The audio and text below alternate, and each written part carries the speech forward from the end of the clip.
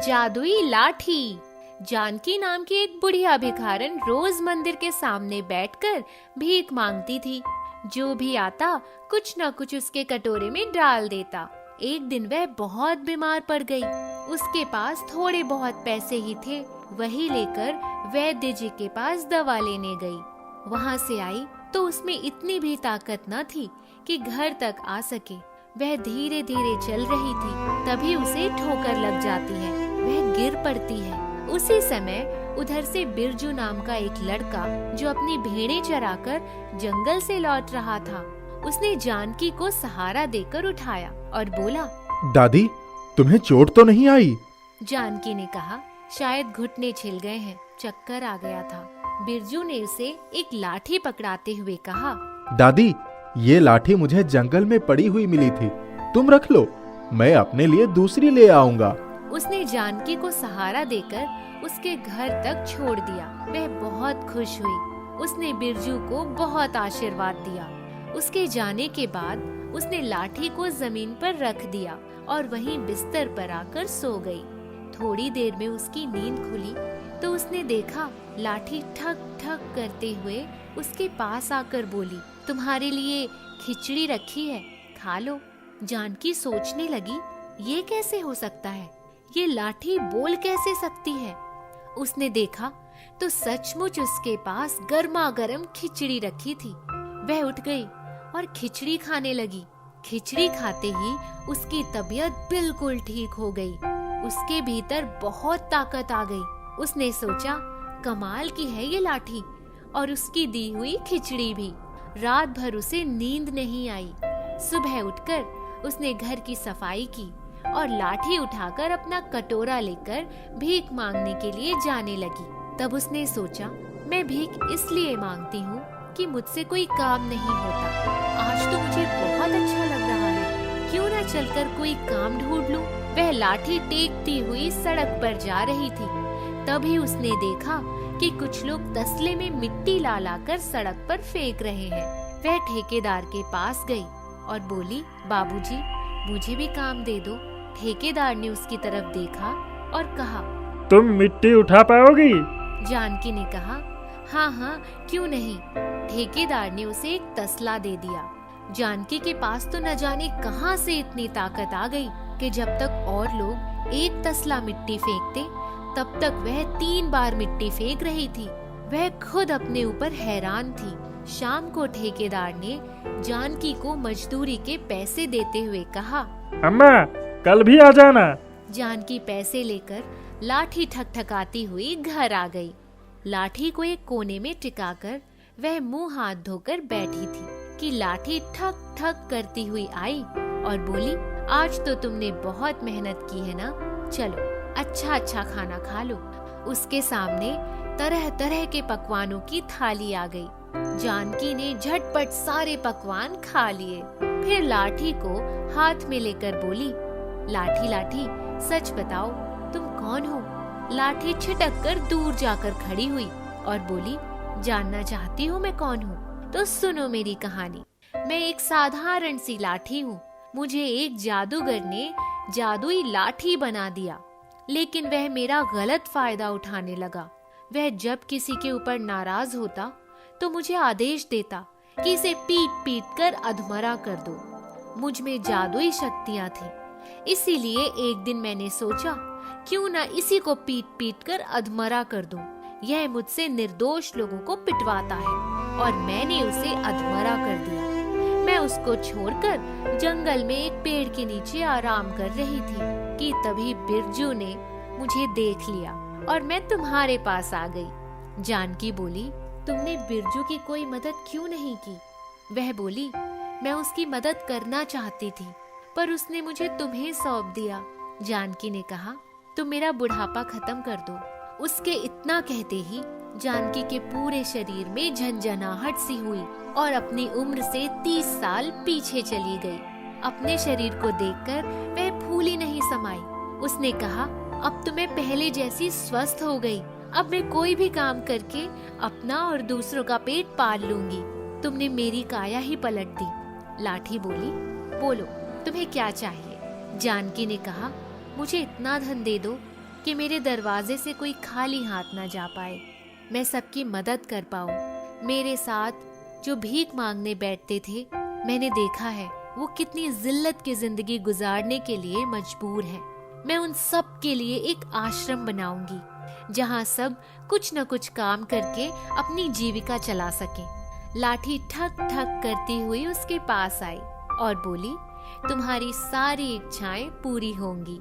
तभी जानकी ने देखा कि उसका घर एक बड़ी हवेली में बदल गया है और ढेर सारे नौकर चाकर हवेली में अपने अपने काम में लगे हैं। जानकी उठी, लाठी हाथ में पकड़ी और कहा, अब चलो, जहाँ मैं भीख मांगने जाती थी वहाँ लेकर चलती हूँ। जानकी जब वहाँ पहुँची तब सभी भिखारियों ने कहा, अब से सब लोग मेरी हवेली में रहेंगे, किसी को भीख मांगने की कोई जरूरत नहीं। सब उसके पीछे पीछे हवेली आ जाते हैं।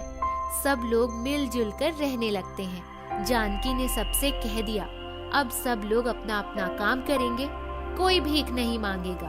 अब उस हवेली का नाम जानकी आश्रय हो गया था। उस हवेली के लोगों के लिए जानकी ने सिलाई मशीन, कारीगरी का सामान और बहुत सारी चीजें उपलब्ध करवाई। बिरजू सब काम करवाने में जानकी की पूरी मदद करता था। सबको अच्छी तनख्वाह मिलती थी।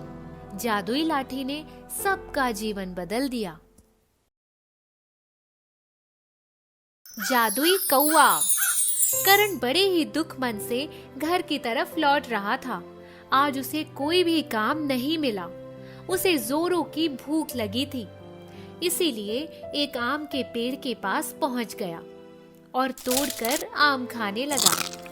उसके कानों में कुछ आवाजें आने लगी और उसने मुड़कर देखा तो एक पेड़ के नीचे कुछ लोग खड़े होकर पेड़ के ऊपर देख रहे थे और आपस में कुछ बोल रहे थे। उसके कदम उस तरफ बढ़ गए। वहाँ पेड़ के ऊपर एक पतंग के मांझे में फंसा हुआ एक कौवा लटक रहा था। वह बार बार पंख फड़फड़ा रहा था, लेकिन मुक्त नहीं हो सका। अरे ये कौवा आज सुबह से इस पतंग के मांझे से फंसकर लटका हुआ है। अब इसका निकलना बड़ा मुश्किल है। ये इस बंधन से निकल भी नहीं पाएगा और ऐसे ही मर जाएगा। अरे नहीं नहीं, ये बेचारा भी हमारी तरह ही एक जीव है, इसे भी जीने का हक है। मैं इसे बचा लूंगा। अरे करण, एक कौवे के लिए क्यों अपनी जान को जोखिम में डाल रहा है? वो बड़ी पतली डाली से लगे हुए मांझे में फंसा हुआ है। मैं पूरी कोशिश करूंगा कि इस कौवे को बचा लिया जाए। करण आगे बढ़ा और पेड़ पर चढ़ता चला गया। उसने अंदाजा लगा लिया था कि पतली डाली पर चढ़ना यानी खतरे को मोल लेना है। वह मांझे की तरफ बढ़ रहा था कि उसके पैर में चोट आ गई।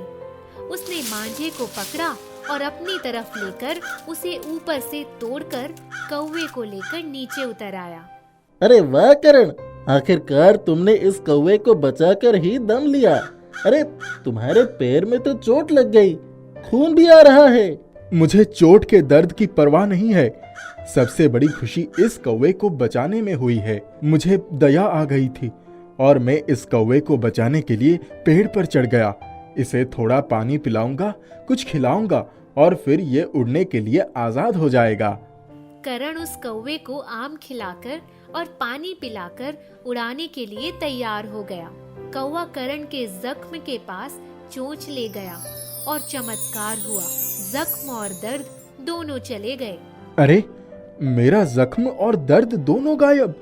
कमाल हो गया। अब तुम आराम से उड़कर आजादी का आनंद लो। उड़ते समय चारों तरफ सावधानी से देखकर उड़ना। आपका मैं बहुत बहुत आभारी हूँ। मैं उस पेड़ पर सवेरे से लटका हुआ था।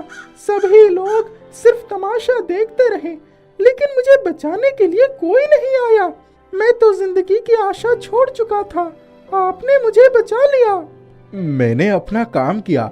तुम्हें बचाने के बाद मुझे बहुत आत्मसंतोष मिला। आपके परिवार में कौन कौन है? मैं तो इस दुनिया में अकेला ही था। मेरे साथ कुछ जीव जुड़ गए हैं। मैं चाहता हूँ तुम भी मुझसे जुड़ जाओ, दोस्त बन जाओ। हाँ हाँ, क्यों नहीं। अब तो मैं आपसे हमेशा के लिए जुड़ गया हूँ। आज से आपकी और मेरी पक्की दोस्ती। अच्छा, ये बताइए कि आप आज कहाँ गए थे? ऐसा है दोस्त, मेरा काम है रोज कुआं खोदना, रोज पानी पीना। मेरा मतलब रोज काम करता हूँ, 2 पैसे मिलते हैं। जिस दिन काम नहीं मिलता उस दिन मामला फटे हाल रहता है। आज का दिन भी कुछ ऐसा ही था, लेकिन मुझे खुशी है कि तुम्हें बचाकर मैंने एक अच्छा काम किया। मुझे दुआ भी मिली और दोस्त भी मिल गया। मेरे होते हुए मेरा दोस्त फटे हाल कैसे रह सकता है? आपने सुबह से खाना नहीं खाया। यहाँ नीचे बैठिए, पेट पूजा भी हो जाए। कौवे ने अपनी चोंच उठाकर हवा में देखा और जैसे ही सर नीचे किया, भोजन की सजी हुई स्वादिष्ट व्यंजनों की 2 छोटी बड़ी थाली सामने आ गई। करण की आश्चर्य मिश्रित खुशी का ठिकाना नहीं था। दोनों अपनी अपनी थाली का भोजन बड़े प्रेम से करने लगे। मेरे दोस्त यहीं रुको, मैं जल्दी ही लौटूंगा। कौवा उड़ा और बहुत दूर चला गया। करण ने आज अपने जीवन में यह नया चमत्कार देखा था। इतना स्वादिष्ट भोजन भी पहली बार ही किया था। उसने आकाश की तरफ देखा तो उसका मित्र कौवा तेजी से अपने मुंह में एक पत्थर लिए हुए उड़ता चला आ रहा था। आओ दोस्त, आज तुमने मुझे बहुत स्वादिष्ट भोजन कराया। ये पत्थर क्यों लेकर आए हो? दोस्त अभी बताता हूँ, वो दूर पड़ा हुआ लोहा लेकर आओ। करण वह लोहा लेकर आ गया। अब इस पत्थर का लोहे से स्पर्श कराओ। करण ने जैसे ही पत्थर को लोहे पर रखा तो चमत्कार हो गया। उसकी आंखें फटी की फटी रह गईं। वह पूरा लोहा सोना बन गया। अरे दोस्त, ये तो जैसे जादू हो गया, कमाल हो गया। हाँ, अब मेरा दोस्त मालामाल हो गया। अब इस पत्थर को अपने पास संभाल कर रख लो और जब चाहो इसके कमाल से सोना बना लो। चलो, मैं आपके घर भी चलता हूँ। दोनों घर पर पहुँच गए। वहाँ एक कुत्ता शेरू, बंदर चीकू जैसे करण का इंतजार ही कर रहे थे। दोनों पास आ गए। कौवे ने फिर चोंच ऊपर की और खाना आ गया। शेरू और चीकू प्यार से खाने लगे। शेरू और चीकू, तुमने इतना कमाल तो देख ही लिया। इनका नाम मैंने आज से जादू रख दिया है। ये जादू भी हमारे पक्के दोस्त बन गए हैं। चीकू, कुछ लोहे की चीजें लेकर आओ। चीकू कुछ लोहे की चीजें लेकर हाजिर हुआ। उसके पीछे शेरू भी आ गया। करण ने चमत्कारी पत्थर को लोहे की चीजों से स्पर्श कराया और वे सब सोने में बदल गए। करण ने सोने की मदद से धन इकट्ठा किया और अपने लिए ढंग का एक घर बनवाया और कुछ खेती बाड़ी खरीद ली। सभी लोगों के लिए अच्छा सिंचाई का साधन, विद्यालय, हॉस्पिटल इत्यादि बनवाए। जादू मेरे दोस्त, अब मैं अपने खेतों में अन्न उपजाऊंगा। तुमने मेरी बहुत मदद की। अब मैं मेहनत करके उन्नति की राह बनाऊंगा। जहाँ अति आवश्यक होगा वहीं जादुई पत्थर का उपयोग करूंगा। एक दिन गांव के एक बदमाश व्यक्ति मगरू ने करण के जादुई पत्थर का कमाल देख लिया। वह रात को छिपकर करण के घर पहुंचा। उसके हाथ में चाकू था। चीकू बंदर उसे देख रहा था। मंगरू की नजर पत्थर पर पड़ी और उसने झपट कर उसे उठा लिया और उसे लेकर वहां से भाग खड़ा हुआ। शेरू बढ़कर उसे पकड़ना चाहता था, लेकिन चीकू ने उसे रोक लिया। करण सवेरे उठा और उसने देखा जादुई पत्थर गायब है। अरे चीकू, शेरू, तुम लोगों का यहाँ रहकर क्या फायदा हुआ? मेरा जादुई पत्थर चोरी हो गया और तुम लोग देखते रह गए। करण इधर उधर चलकर परेशान होने लगा। जादुई कौवा भी आ गया। करण मेरे दोस्त, हमने बदमाश मंगरू को पत्थर ले जाते हुए देखा, लेकिन नहीं रोका। उसके हाथ में चाकू भी था। ये सही नहीं हुआ। वो जादुई पत्थर गलत आदमी के हाथ में लग गया। मंगरू पत्थर तो ले गया, लेकिन असली जादुई पत्थर तो मेरे पास है। मैंने ही पत्थर को बदल दिया था। ये लो, असली जादुई पत्थर यहाँ है। करण हंसने लगा। सभी दोस्त एक साथ खुशी खुशी रहने लगे।